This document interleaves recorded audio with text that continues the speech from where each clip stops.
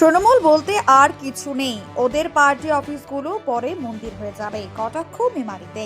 পাশাপাশি রাসবিহারীকেও এক হাত নিতে ছাড়লেন না বিজেপি নেতা। তৃণমূল বলে আর কিছু নেই।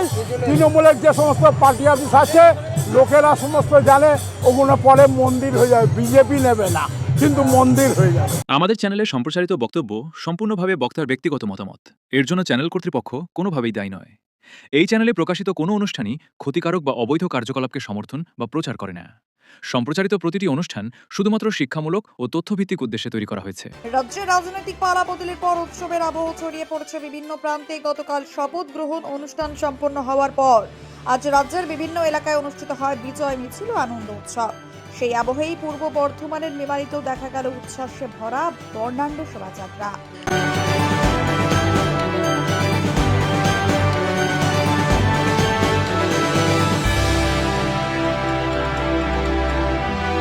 রবিবার মেমারির বানেশ্বরী মাঠ সংলগ্ন এলাকা থেকে একটি বিজয় শোভাযাত্রার আয়োজন হয় বিজেপির পক্ষ থেকে। সেখানে উপস্থিত ছিলেন হেভিওয়েট বিজেপি নেতা ভীষ্মদেব ভট্টাচার্য সহ দলের একাধিক নেতা থেকে শুরু করে এলাকার বহু কর্মী সমর্থকরা।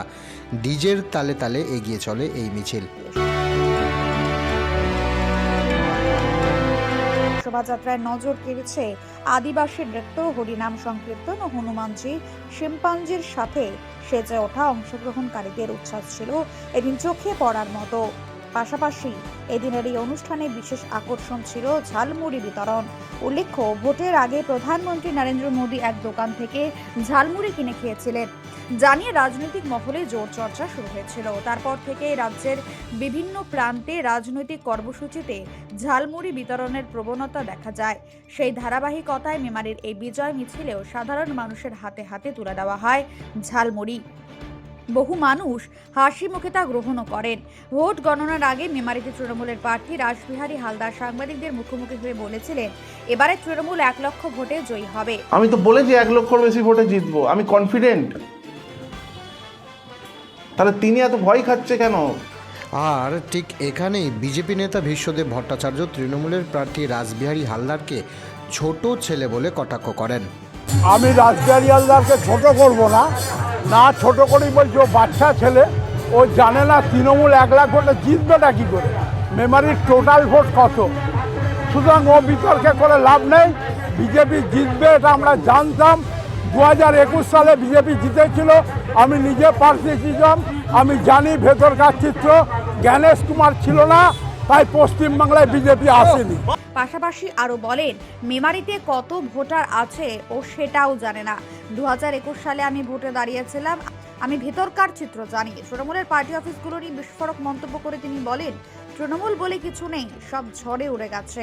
ওদের পার্টি অফিসগুলো আগামী দিনে আর রাজনৈতিক কার্যালয় থাকবে না, ওগুলো সব মন্দির হয়ে যাবে। 2026-এ দেখো করতে পারিনি, সুতরাং গোটা পশ্চিমবাংলায় ঝড়ের মতো উড়ে গেছে। তৃণমূল বলে আর কিছু নেই। তৃণমূলের যে সমস্ত পার্টি অফিস আছে লোকেরা সমস্ত জানে ওগুলো পরে মন্দির হয়ে যাবে, বিজেপি নেবে না কিন্তু মন্দির হয়ে যাবে।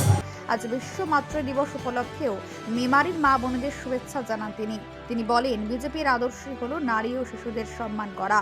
যে নারীদের সম্মান করতে জানে না সে বিজেপি কর্মী হতেই পারে না। এখন মায়েদেরকে তো সম্মান শ্রদ্ধা বিজেপির একটা শ্রদ্ধার ঘোষিত নয়, বিজেপির ছোটবেলা থেকে এই আদর্শে অনুপ্রাণিত। বিজেপি কখনোই কোনোদিন কোনো মহিলা, কোনো মা, কোনো শিশু, বাচ্চা তাদের সকলকে সম্মান শ্রদ্ধা করতে হবে, তবেই সে বিজেপি হবে। নাহলে যদি কেউ অসম্মান করে সে বিজেপির কর্মী নয়। সারা শহর জুড়ে এখন উৎসবের মেজাজ। গেরুয়া আবিরে রাঙিয়ে একে অপরকে মিষ্টিমুখ করিয়ে জয়ের আনন্দ ভাগ করে নিচ্ছেন বিজেপি কর্মীরা।